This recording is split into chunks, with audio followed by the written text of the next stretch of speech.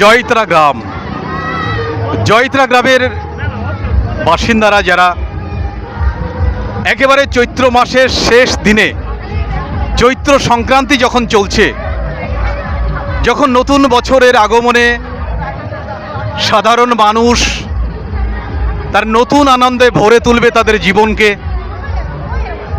আগামীকাল সেই নতুন বছরের শুভ সূচনা।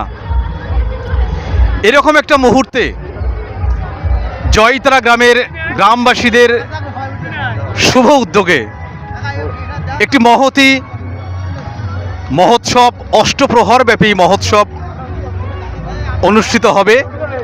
তার জন্যে প্রতিমা আনয়নের একটার ব্যবস্থা এবং বর্ণাঢ্য একটা শোভাযাত্রা, একটা নৃত্য অনুষ্ঠানের মধ্য দিয়ে চলবে। প্রায় 3.5 কিলোমিটার পথ এই শোভাযাত্রা চলবে।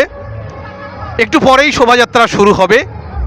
রাত প্রায় 9টা পর্যন্ত এই শোভাযাত্রা চলবে। কর্মকর্তারা যেটা বলছেন, আমি লক্ষ্য করছি এত মানুষের সমাগম, সাধারণ মানুষ তাদের একেবারে মহা আনন্দে, আবেগে তারা ভাসছে একটু পরে এই শোভাযাত্রায় অংশ নেওয়ার জন্যে। হাজার হাজার মানুষ, আবাল বৃদ্ধ বনিতা, 5 বছর বয়স থেকে 80 বছরের একেবারে বৃদ্ধ বৃদ্ধা যারা আছেন, সকলে এসেছেন এই বর্ণাঢ্য শোভাযাত্রা, এই আনন্দ ঘন মুহূর্তে অংশ নেওয়ার জন্যে। আমি কর্মকর্তাদের একজনকে পেয়েছি। দাদা, আপনার নামটা একটু বলবেন। জগন্নাথ সরকার। আপনি কি এই পরিচালন কমিটি নিশ্চয়ই একজন? পরিচালন কমিটির সদস্য।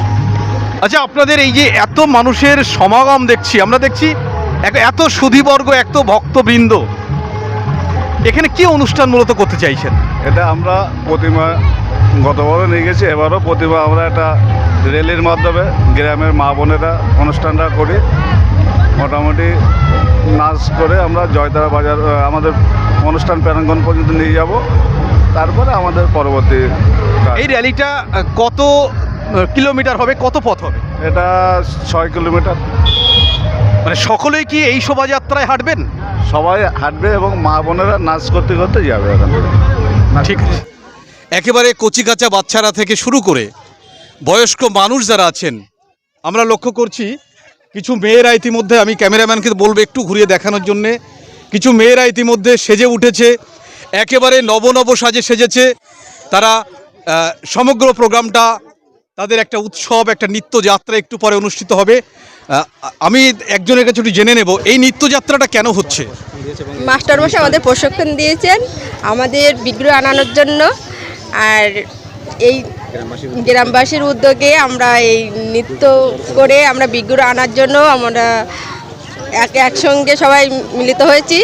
মেয়েরা সুন্দর করে, আমরা 1.5 মাস ধরে আমরা রিহার্সাল দিয়েছি প্রোগ্রামটা সুন্দর করে তোলার জন্য। এটা হবে সব কিছু ঠাকুরকে নিয়েই হবে, গোবিন্দকে নিয়ে, গোবিন্দর নামেই গানগুলো হবে। আপনারা কি বাইরে থেকে এসেছেন? না না, আমরা সবাই আমরা গ্রামের বাসিন্দা। মানে কোন গ্রাম থেকে এসেছেন? আমরা জয়ত্রা গ্রাম বাসিন্দা। মানে যে গ্রামে এই প্রতিমা যাবে সেই গ্রাম থেকে আপনারা এসেছেন? আপনাদের এটা কি আপনাদের প্রশিক্ষণ দেওয়া হয়েছে নিশ্চয়ই? কে প্রশিক্ষণ দিয়েছেন?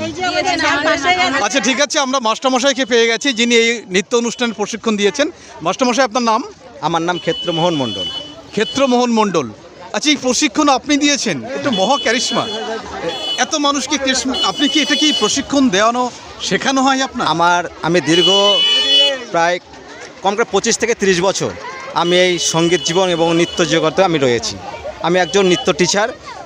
আমি ক্লাসিক্যাল নৃত্য শেখাই। গভর্নমেন্ট থেকে পরীক্ষা দেওয়া হয়, অখিল ভারতীয় সঙ্গীত ও সাংস্কৃতিক সংসদ থেকে।